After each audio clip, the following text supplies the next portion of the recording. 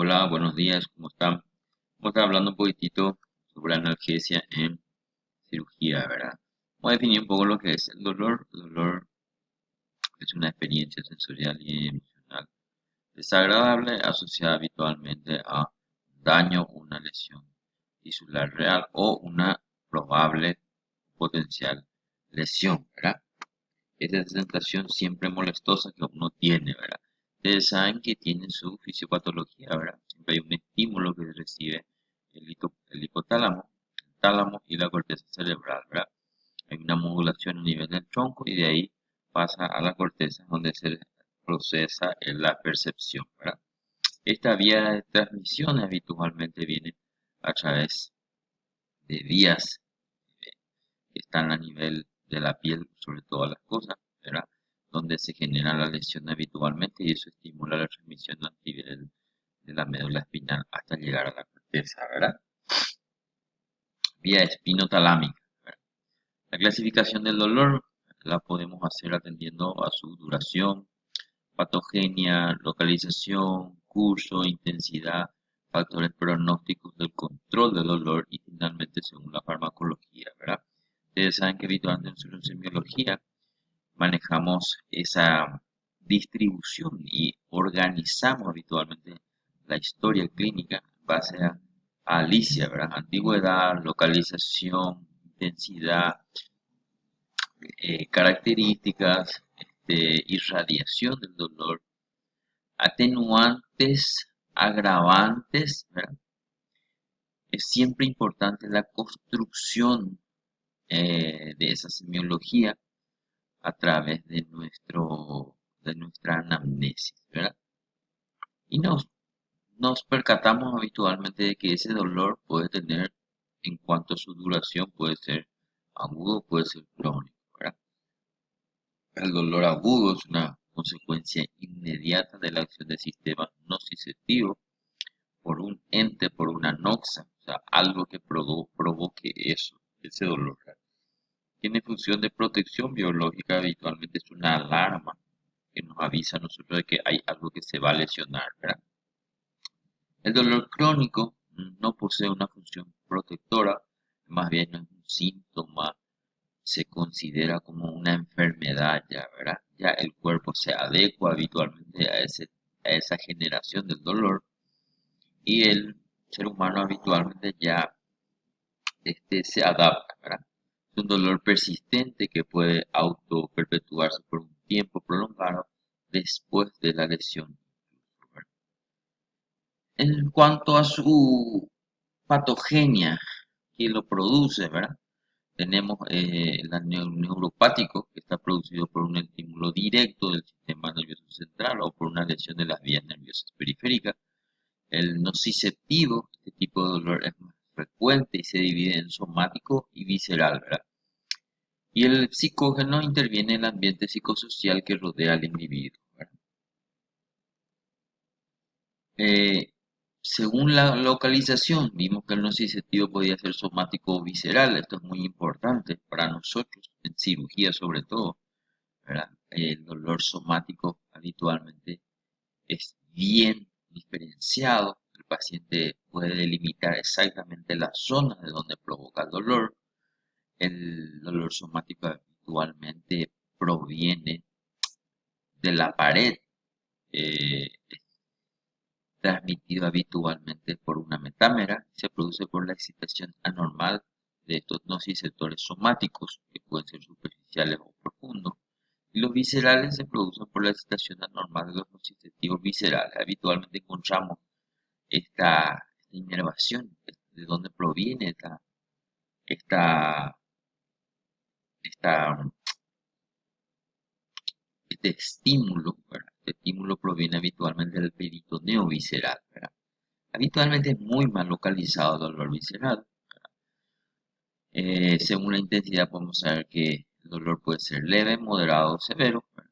El dolor leve puede realizar actividad habitual, el paciente puede estar haciendo sus menesteres normales, practicando deporte. El dolor moderado ya interfiere con las habituales. Eh, Precisa tratamiento habitualmente con algún tipo de analgésico, puede ser opioides menores. Y el dolor severo interfiere ya con el descanso. Muchas veces ya el paciente no puede ni dormir y precisa habitualmente algún sedante o opioides mayores. La escala de medición del dolor, podemos ver aquí Wong y Baker, hicieron una escala de caras, para una carita, donde esta escala de caras le da al paciente la lección describe qué manera se siente este tipo de estímulo doloroso, ¿verdad? Desde el cero sin dolor, duele un poco más, duele cada vez más, duele mucho y el dolor es insoportable, el peor dolor, ¿verdad? Entonces le damos una escala del 0, 2, 4 a 6, 8 y 10, ¿verdad? Donde 0 no hay dolor, 2 hay dolor leve, de 4 a 6 el dolor moderado, 8 es intenso y el 10 es un dolor insoportable, ¿verdad? Se suele decir que el dolor cólico es uno de los dolores más insoportables que existen, es de muy alta intensidad, ¿verdad? Entonces, de acuerdo a eso, nosotros vamos usando la escala de analgésicos que vamos a utilizar, ¿verdad? ¿Cuál serían los analgésicos óptimos de acuerdo a esa escala de dolor, ¿verdad? Del dolor tipo 1 o el primer escalón del dolor, nosotros utilizamos AINES habitualmente, ¿verdad? Diclofenac, ibuprofeno, paracetamol, ketorolaco, ¿verdad? En el escalón 2, habitualmente ya asociamos los AINES con algún tipo de opioide débil, ¿verdad? Como por ejemplo se suele utilizar los, el paracetamol con el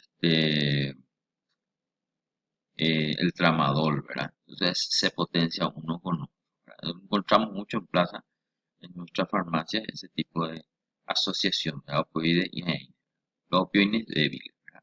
Después tenemos la escala de los opioides un poco más potentes, como la codeína, por ejemplo, asociado ya al paracetamol, ¿verdad? Encontramos muchísimo en plaza, como la efferalgan codeína, paracetamol con codeína, ¿verdad? Y los opioides más potentes ya en procedimientos invasivos, como el fentanilo, ¿verdad? Eh, Ramifentanilo, ¿verdad? Son drogas bastante potentes que habitualmente se utilizan ya por vía endovenosa ya para procedimientos anestésicos invasivos, ¿verdad? ¿Cuál es la analgesia del dolor postoperatorio? Muy importante para que el paciente en el postoperatorio, acuérdense que nosotros cortamos la anestesia, sobre todo si es anestesia general, en minutos de haberse cortado los anestésicos generales, ya sobreviene el dolor. Si es que uno no hace una buena analgesia en el postoperatorio, podemos tener grandes complicaciones que pueden generar inconvenientes en el despertar del paciente, ¿verdad? Como dehiscencias de sutura, sangrado, hematoma. Entonces es importante siempre hacer una buena analgesia postoperatoria, ¿verdad? ¿Qué le vamos a indicar a nuestro paciente, ¿verdad? Esto le llamamos como dolor agudo postoperatorio. Es aquel que resulta del daño ocasionado a diferentes tejidos después de un acto quirúrgico. Acuérdense que nos sometemos al paciente a un estrés postquirúrgico. Incluye un conjunto de experiencias sensoriales y emocionales de índole desagradable, que además puede estar asociado a respuestas autonómicas, endocrino-metabólicas y conductuales que resultan particulares, ¿verdad? En cada paciente habitualmente hay una respuesta diferente. Solemos decir que la mujer tolera mucho más el dolor postoperatorio que el hombre, ¿verdad? El hombre es mucho más ahí, ¿verdad? Le duele más siempre. Objetivo del tratamiento del dolor postoperatorio siempre es minimizar el malestar del paciente, facilitar la recuperación postoperatoria, evitar complicaciones, ¿verdad? Que pueden venir relacionadas al dolor, ¿verdad? A lo que estuvimos diciendo, dehiscencia de la sutura, hematomas, ¿verdad? Permitir una movilización activa y pasiva precoz para conseguir una plena recuperación funcional del paciente, evitar trombos, escaras, ¿verdad? Edema, eliminar o controlar de manera efectiva los efectos secundarios asociados al tratamiento y evitar la cronificación también del dolor, ¿verdad? Imagínense la experiencia de alguien que se somete a un acto operatorio y después del acto operatorio le genera amplio o muy alto dolor, ¿verdad? quién es aquel paciente que va a volver a querer a someterse a un acto quirúrgico, no existe, ¿verdad? Entonces, importante siempre hacer que el bienestar del paciente en el postoperatorio sea bueno, ¿verdad? O sea, que él tenga una experiencia amena después de la cirugía. ¿Cuáles serían las medidas terapéuticas para alcanzar estos objetivos? Tenemos la analgesia no opioide, la analgesia opioide, ¿verdad? Y algunas técnicas analgésicas especiales como la que utilizamos algunos tipos de catéter a nivel raquídeo, entonces podemos hacer una analgesia continua, ya sea a nivel regional o controlada muchas veces por el paciente.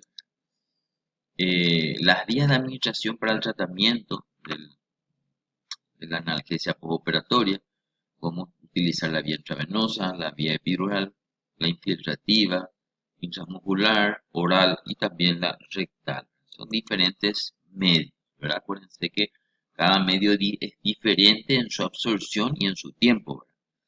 Algunas tienen una absorción mucho más baja que otras.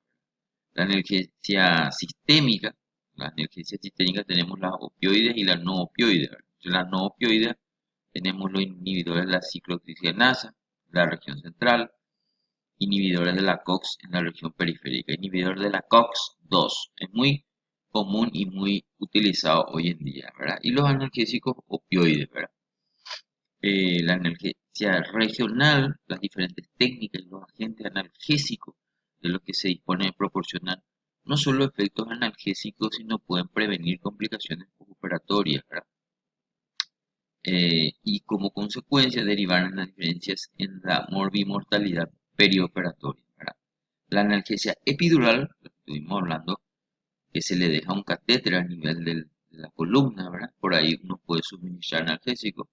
En efecto, sobre la función pulmonar como anestésicos locales, reduce la morbilidad pulmonar al proporcionar una mejor analgesia, limitar el grado de disfunción diafragmática, mejorar la elasticidad de la pared torácica y abdominal y reducir la incidencia y la gravedad de los episodios de hipoxemia postoperatoria, ¿verdad?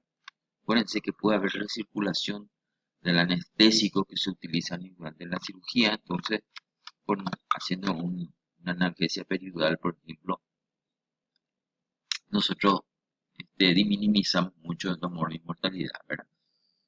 La mezcla de anestésicos locales por vía epidural, tenemos anestésicos locales como la bupivacaína y la levobupivacaína, ¿verdad? Y los opioides más conocidos son el fentanilo y la morfina, ¿verdad? Otros se utilizan también la adrenalina, ketamina, clonidina, ¿verdad?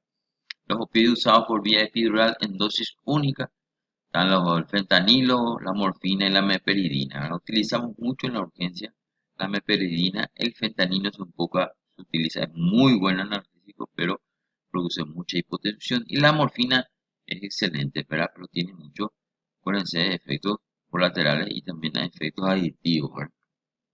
Entonces, pero se puede utilizar en los primeros días postoperatorios para después ir reduciendo o cambiando por un AINE, ¿verdad? Lo que por vía epidural en infusión continua se le puede hacer al paciente como para que dure 24 horas, ¿verdad? El fentanilo y la morfina. Acá están sus dosis y sus dosis mantenimiento. Y los de por vía intravenosa están la morfina, el fentanilo y el tramadol. El tramadol lo utilizamos bastante en nuestra operatorio de cirugía, sobre todo cirugías grandes, traumatológicas y sobre todo si se tocó tórax, ¿verdad? Porque la caja torácica produce bastante dolor, entonces el tramador es bastante efectivo, ¿verdad? Ya sea por vía endovenosa como también por vía oral, ¿verdad? Los anestésicos locales usados en el bloqueo de una zona en específica producen anestesia y analgesia, son la ropivacaína, la bupivacaína y la levobupivacaína. Es diferente a la lidocaína que utilizamos para suturas, ¿verdad? La bupivacaína tiene un efecto más tardío, actúa más tarde, pero tiene su efecto más prolongado, más tiempo está anestesiado, ¿verdad? La ropivacaína, un efecto muy rápido, pero ojo porque tiene mucho efecto sobre el sistema respiratorio, ¿verdad? Entonces, hay que estar cerca, preparado para intubación o asistencia respiratoria mecánica, ¿verdad?